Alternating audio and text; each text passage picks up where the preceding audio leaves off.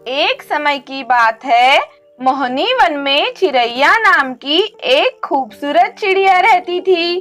चिरैया के माता पिता बचपन में ही चल बसे थे, इसीलिए चिरैया का इस दुनिया में कोई नहीं था। वो बिल्कुल अकेली थी और आजकल बहुत अकेली और उदास रहने लगी थी। एक दिन चिरैया अपने घर पर ऐसी ही अकेली और उदास बैठी थी।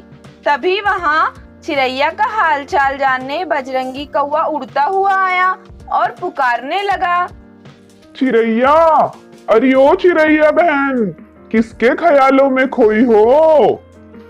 इतने जोर से चिल्ला रहा हूँ, अब अपने भाई की बात भी सुनाई नहीं दे रही क्या तुम्हें?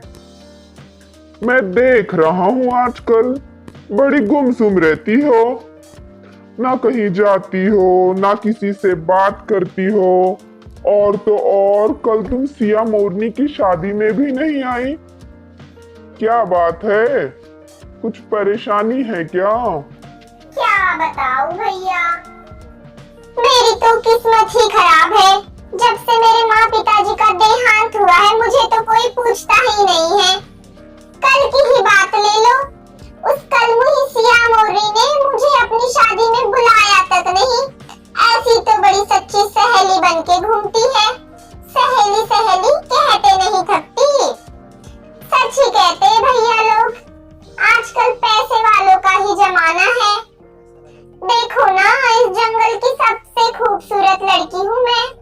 सारी यहाँ की बदसूरत लड़कियों की शादी हो गई, पर मुझे इसके बावजूद कोई पूछता ही नहीं। मैं आज भी कुंवारी बैठी हूँ, क्योंकि लड़के वालों को देने दहेज का पैसा नहीं है हमारे पास। मुझे तो समझ नहीं आ रहा भैया, कहाँ से पैसा लाऊं? चिरैया की बातें सुनकर बजरंगी सोच में पड़ गया और कुछ देर सोचने के बाद बोला, चिरैया, मेरी बहना, क्यों चिंता करती हो? जब बजरंगी भाई हो का हो साथ, तो चिंता की क्या है बात? तुम्हारा ये भाई अभी जिंदा है। तुम्हारी सहमति हो तो आज ही हम शहर चलते हैं। वहां मेरी लाली मौसी रहती है, उनकी मदद से हम कुछ न कुछ नया व्यापार शुरू करेंगे। सुना है शहर में बड़ा पैसा है, और तो और लाली मौसी की बड़ी जान पहचान है वहां। शहर में उनकी पहचान से शायद तुम्हारे लिए कोई अच्छा लड़का भी मिल जाएगा। बजरंगी कौवे की बातें सुनकर चिरैया बहुत खुश हो गई और बोली, भैया, तुम्हारी बातों में मुझे उम्मीद की किरण नजर आ रही है। माँ बाबा जाने के बाद मैं अकेली सी हो गई थी।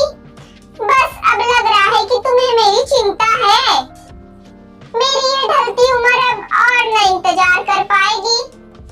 मैं जल्दी से कुछ कपड़े साथ रख लेती हूँ। हम आज ही शहर चलते हैं।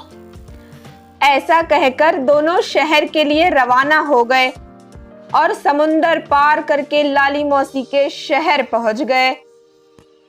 लाली मौसी, ओ मेरी प्यारी लाली मौसी, कहाँ हो? देखो तो कौन आया है। बजरंगी को देख लाली मौसी बहुत खुश हो गई और बोली, बोलो बेटा बजरंगी, बड़े दिनों बाद मौसी की याद आई है। और ये खूबसूरत लड़की कौन है तुम्हारे साथ? मौसी, ये चिरैया है, मेरी मुंह बोली बहन है ये। हम दोनों यहाँ बड़ी उम्मीद से कुछ व्यापार करने आए हैं तुम्हारे पास। देखो मौसी, अपने लाडले को मना मत करना। ठीक है, ज्यादा मस्का ना लगाओ। मैं आज ही तुम्हारे मौसा से बात करती हूँ, वो तुम्हारे लिए नारियल पानी का व्यापार का इंतजाम कर देंगे। यहाँ पास ही एक बीच है, वहाँ तुम दोनों खूब मन लगा के नारियल पानी का व्यापार करना। दूसरे दिन से ही चिरैया और बजरंगी नारियल पानी का व्यापार करने निकल पड़ते हैं और बहुत ही मन लगाकर नारियल पानी का व्यापार करने लगते हैं। बजरंगी के दुकान पर खूबसूरत चिरैया को देख लोग नारियल पानी के लिए ज्यादा से ज्यादा संख्या में आने लगे और ऐसे ही बजरंगी और चिरैया ने जल्दी से नारियल पानी के व्यापार में बहुत सारा पैसा कमा लिया और चिरैया की शादी हो गई और अब सब खुशी खुशी रहने लगे।